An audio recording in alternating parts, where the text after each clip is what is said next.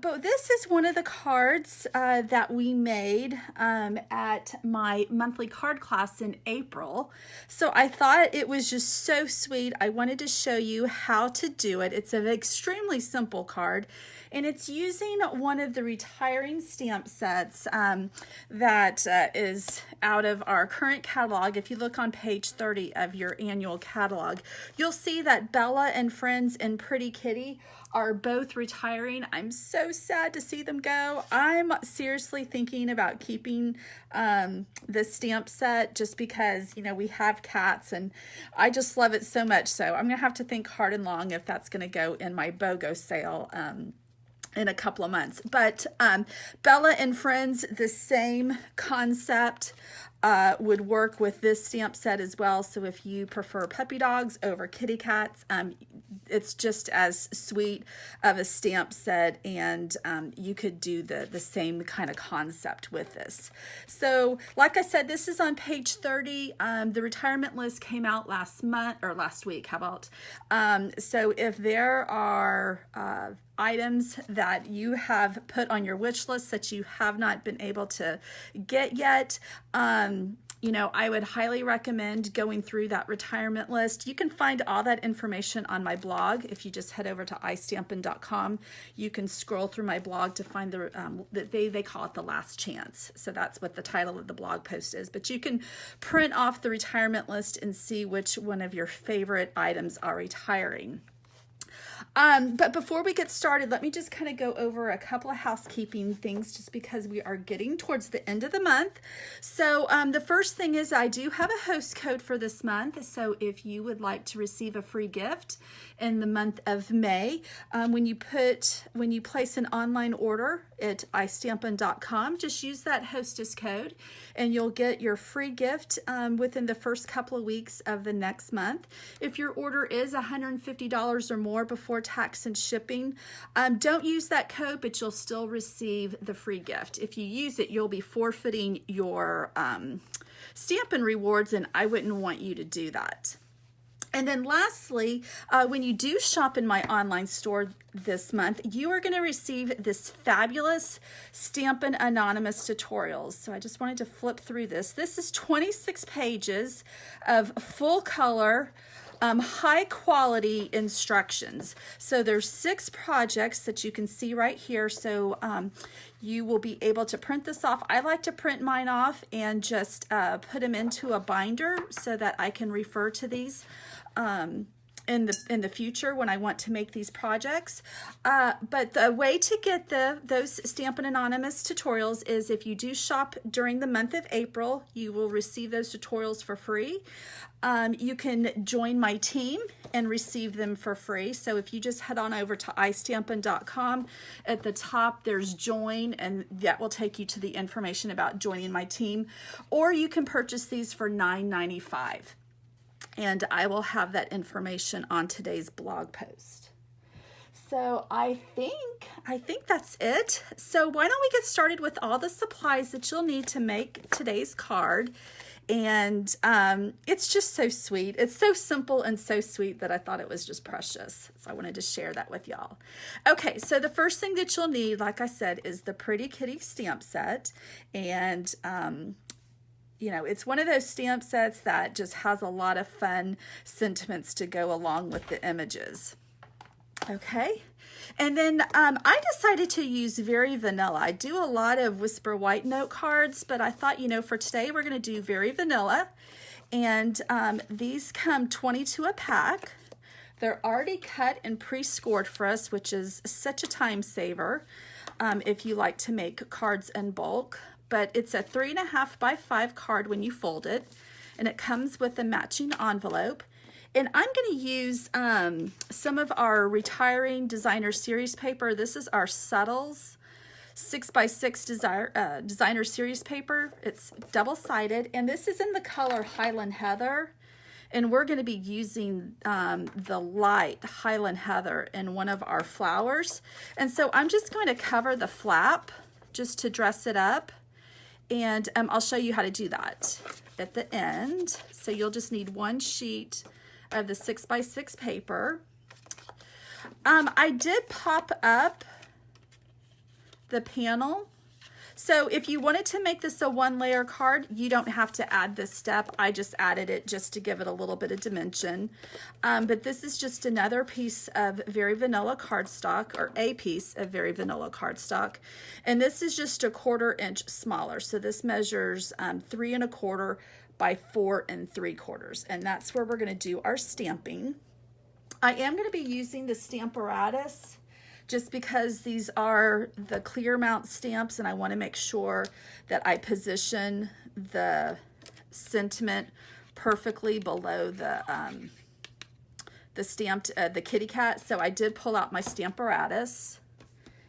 I did use quite a few colors of our Stampin' Blends, so let me go through that really quickly. To color in the kitty, I'm using our Smoky Slate combo pack. For the little berries right here, I'm using the Balmy Blue combo pack. For the butterfly, we're going to be using the light Calypso Coral. For the kitty's bow tie inside of her ears and the nose, I'm using light Flirty Flamingo. For the grass and the leaves on the flower, the stems, light Granny Apple Green. For one of the flowers, light Daffodil Delight, and like I said earlier, for one of the other flowers, light Highland Heather. And I always like to have my color lifter with me, so that just helps to correct any boo-boos that you may make with your inks if they go out of line or anything like that. And then for our ink, because we are using alcohol, is our Tuxedo Black Memento ink. And I think that's it. All right, so what I did here is I'm using our small grid paper that fits perfectly in our Stamparatus. And I made little tick marks. I used pencil, so I'm not sure that's going to come across on camera, but hopefully it is. So I'm just going to line up my cardstock with those little tick marks.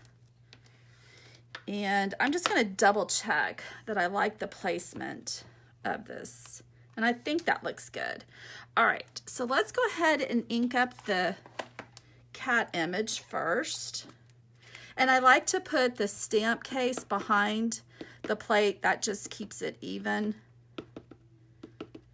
And then, of course, you know, with the Stamparatus, if you don't get a good image the first time, just re-ink it and then stamp it again, and it will be in the same place. And it looks like that got crooked or got moved.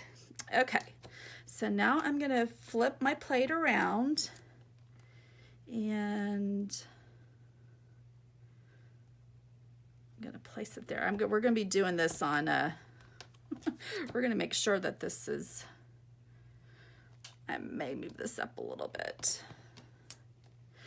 That's the one thing about the cling stamps, or our new cling stamps, is when it's like this, you can't, you're kind of, let me look, you're kind of guessing. Okay, I think that looks good. I was just looking at it from the side, and then let me make sure that's straight. So let me also straighten that a little bit. So it's really nice. There's some etched lines on the plates, which helps you get that stamp straight. Some people are like really good at this, doing it just like eyeballing. Not me. That's why I'm using the Stamparatus, because if I tried to do this just blindly, it would not be good. Hey, perfect. Oh, and I got your Hope Your Birthday's just like, oh, okay. Well, this is going to be a birthday card. I thought I was picking up this one, so that's no problem. This is going to be a cute birthday card. Okay, little unintended surprise. Okay, so I'm just going to sit down. Good afternoon, everyone. And what I like to do is I like to start off with the largest image. And I always say this because I'm still very much a beginner with our Stampin' Blends. These are our alcohol markers. So I know some of y'all may be a lot further along in your expertise with these markers, but the one thing that I love about them is I always say they're kind of like a beginner alcohol marker. And I want to show you something that I just learned from one of my sidelines. and hopefully this is going to work because I put lotion on before I got on. I've been opening my markers incorrectly. I used to like pull them apart like this, and sometimes liquid would come out and I never knew why. Well, it's because these are vacuum sealed markers. So when you release the cap, it's releasing pressure. So the way I was taught to do, now I'm left-handed, so I'm probably doing this backwards for you righties, but you hold the marker in your dominant hand, and with the thumb, and then with both thumbs, of course, you know, I put lotion on. There we go. You just kind of like push up with your thumbs on the cap, and that releases the pressure, and then you won't have the liquid spill out. And when I've done it, it's ruined projects in the past. So that was something that I just learned, and I'm still working on how to open the markers properly, but I think that is going to eliminate any of those issues that I had in the past. And I was like, I always thought there was something wrong with the marker. No, it was me. It was user error.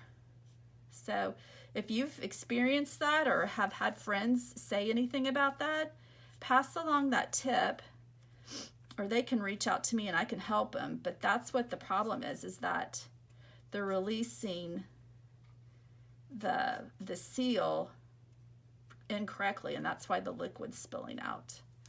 Okay, so as you can see, I'm just coloring in the kitty cat. I'm starting off with the lightest color, and I like to use the bullet end of the markers. There's two ends. I prefer the bullet end just because I have a little bit more control of where the ink's going. And I'm leaving the inside of that ear clear because I'm going to come in and color that in with the not petal pink, Flirty Flamingo. Okay, and now I'm going to come in with the dark Smoky Slate and just kind of add some shadowing. And I'm very, very elementary with this technique. I'm trying to learn and be better about it. And then just come back in with your lightest color and then just blend all that in. Just like so. And if you don't want to add that step, you don't have to. You can just leave it all one shade. All right, now let's come in with our light Flirty Flamingo, and let's color in the ear, the tip of the nose. Oh, and I see something that I forgot to color. And let's give this kitty a pink bow. It's going to be a girl cat. And right here on the inside of the bow, I just need a color. There we go.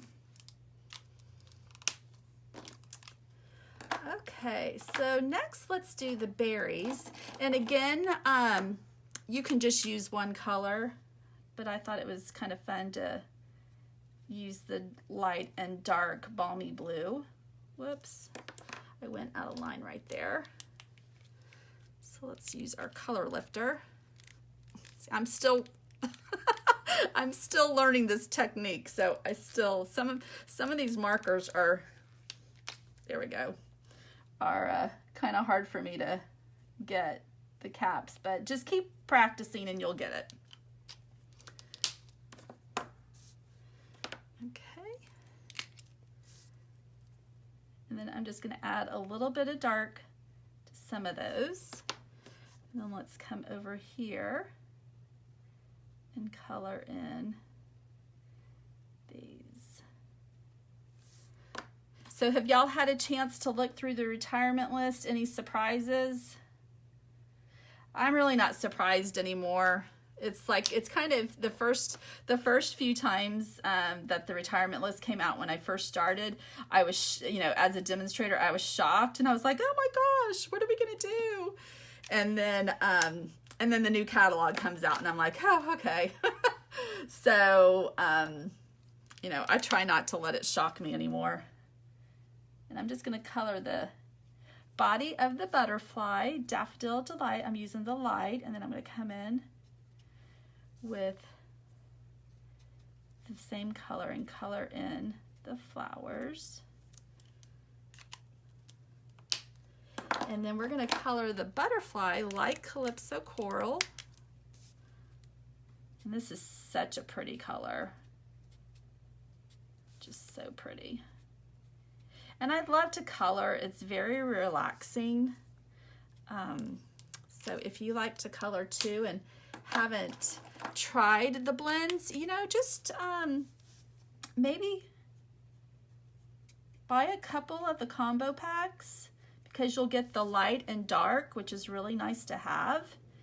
And just color in, you know, grab your favorite stamp set, you know, look at what you think you can color and order those colors, and then just kind of play around. And then if you really like this, then you can invest in the markers, because they're adding more and more colors every time a catalog comes out, which is really, really nice. Okay, so you saw that I colored in the leaves. Now what I'm going to do is just go and just highlight the stems and the little blades of grass. And that just kind of like grounds the image. Just makes it a little bit more like the kitty cat's like sitting on grass. And that's really it. Super, super easy. So then what we're going to do next is just pop this up on our card. And for that, my dimensionals are, whoops, at a different table. So I'm just going to use our foam adhesive strips. And which I really love. I love these strips. And I'm just going to outline the outside of the card with these, so they're really easy to cut down to size.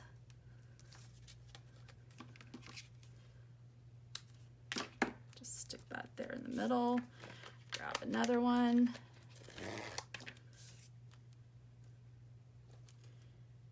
And when you use the foam adhesive strips, your card panel is super, super supported. So you don't have to worry about anything sagging if you use these. And then there's just a little backing strip on the one side, so you just need to remove those. Okay. Clean off my card before I put this on. And then what you want to do is just make sure that you've got all your borders even, just like so.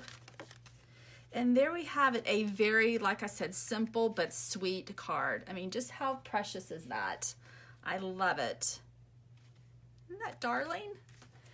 Okay, so let me show you how to do, to cover your envelope. Let me grab my paper trimmer, and I'm going to trim this designer series paper down. So we don't need the whole sheet.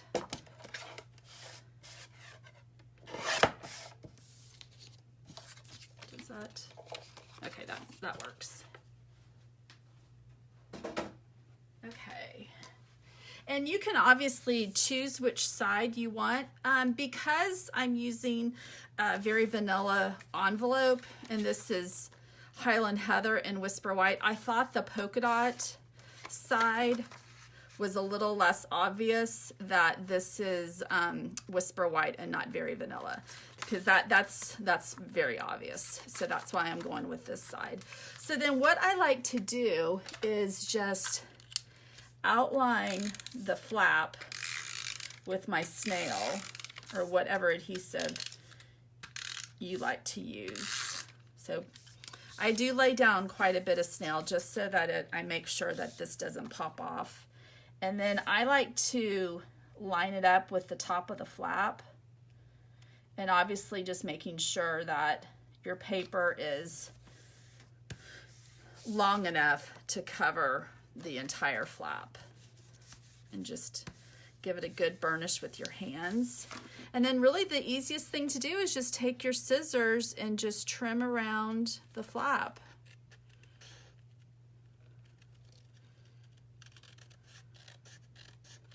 And then you'll have a nice little custom envelope that is just so fun to receive in the mail.